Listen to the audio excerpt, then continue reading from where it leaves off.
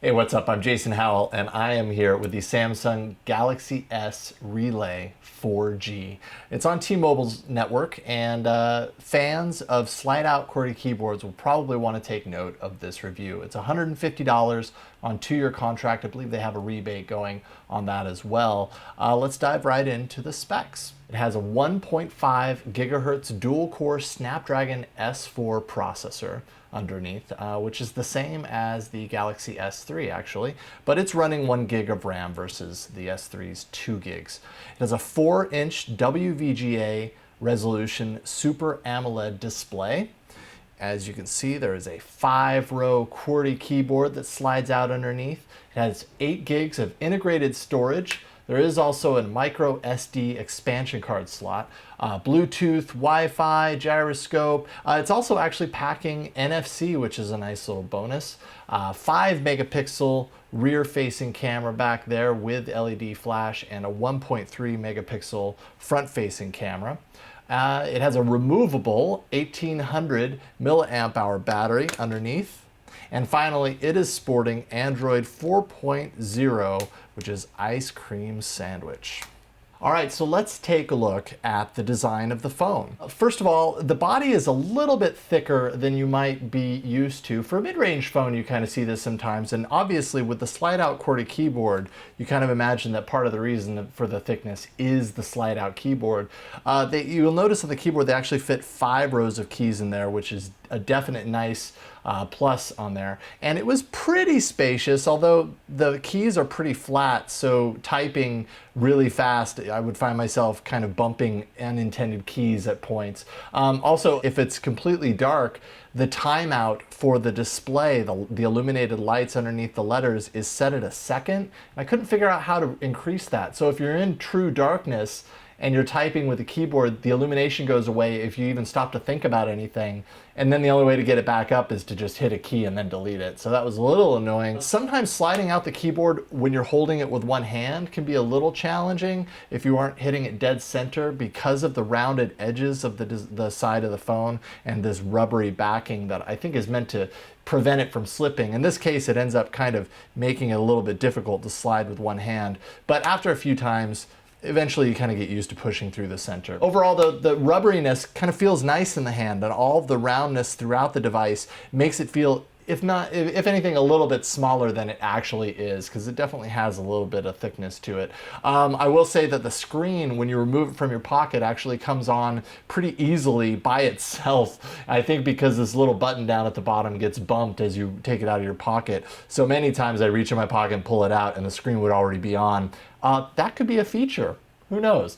Now let's take a look at the display. It's not a super high resolution at 480 by 800, and on top of that, it's pentile display. So if your eyes are very accustomed to seeing the crunchiness that comes along with pentile, my eyes certainly are, then you're definitely going to notice those pixels even more than normal. But for a mid-range phone, I'd say that the display is actually pretty reasonable. I wouldn't say that it's overly bright, and being outside boosting it up to full brightness, I still had a hard time kind of seeing some of the darker screens, but it was okay. Nice saturation throughout, which is definitely a characteristic of the Super AMOLED screens. And yeah, so the display was okay.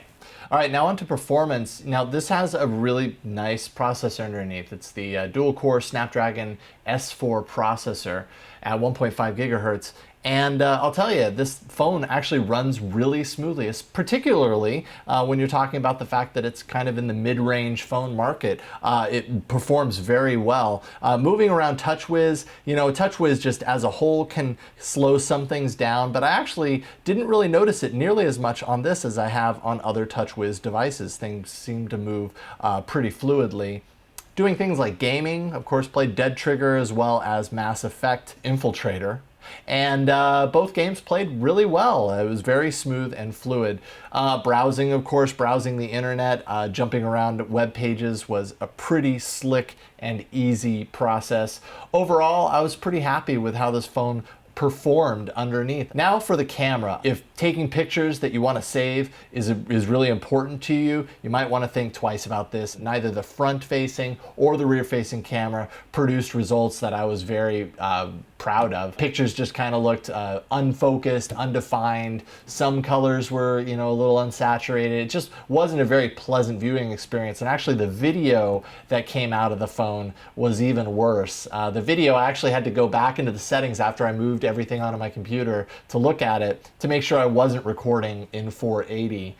Sure enough, it was set to 720p, but it didn't look like it. It looked very low res, even though it was recording all those pixels. So if picture quality and video quality is important to you, I'd stay away from this phone. I did a decent amount of calling on it because some people use their phone to call people. And I would say that the call quality was actually very good, if not great. And especially, also I used a speakerphone on a few occasions, very loud, nice and clear. Just overall, I was really happy with the phone calls that I made on here. Also, on top of that, it offers T-Mobile's Wi-Fi direct calling.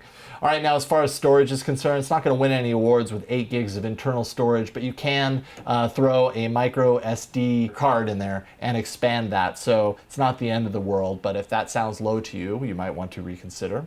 And speaking of TouchWiz from a little bit earlier, the software is full-on TouchWiz. And you know, I think my main complaint with TouchWiz at this point is that it really looks nothing like the ice cream sandwich that it's built on. It looks more like the gingerbread of days past, and that's kind of a disappointment. Hopefully Samsung kind of corrects that. But if that doesn't bother you, and a lot of people love their TouchWiz, this is sporting TouchWiz in full effect, and you get, you know, some improvements, like the notification drop down has a lot of different toggle switches, and you get easier access to certain things throughout the UI. So keep that in mind. There's a good amount of extra apps and software installed on here when you purchase it, but you can always disable those in the settings if you really want to get rid of them.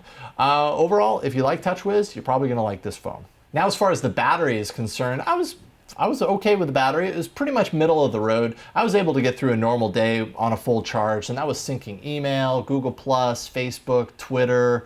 You know, there were a couple occasions where I used it for navigating, and actually in navigating it definitely hit the processor a little bit more, and in turn hit the battery a little bit more. But overall, I got through my days without having to think about charging it halfway through. It really did perform okay. And even beyond that, if you're really worried about it, as I pointed out earlier, it has a removable battery on the back here, so you can go ahead and pick yourself up another battery and you're covered completely. All right, so let's go ahead and take a look at the pros of the Samsung Galaxy S Relay 4G. It has a slide-out QWERTY keyboard that makes it an instant choice for fans of this kind of form factor. Its performance is excellent, especially for a mid-range priced phone. Call quality is loud, clear, and impressive. And it has some nice extras like NFC and Wi-Fi calling, to name a few. And now the cons. The display certainly isn't going to win any awards. It's a little bit slippery, particularly with one-handed use, and the cameras on this device are nothing to write home about. But overall, if you're on T-Mobile and you're looking for a slide-out QWERTY keyboard Android device, you probably can't do much better on that network. So I'd say if that's important to you, go ahead and buy it. Otherwise, if you're just looking for a phone on the T-Mobile network, I'd say try it. It might not necessarily fulfill everything that you're looking for, but it's a reasonable phone and definitely worth checking out. You can catch my reviews on all about Android at twit.tv/AAA, and thank you so much for checking out my review of the Samsung Galaxy S Relay 4G. Hey, how's it going? I'm Jason. It just feels weird when I don't say what's up.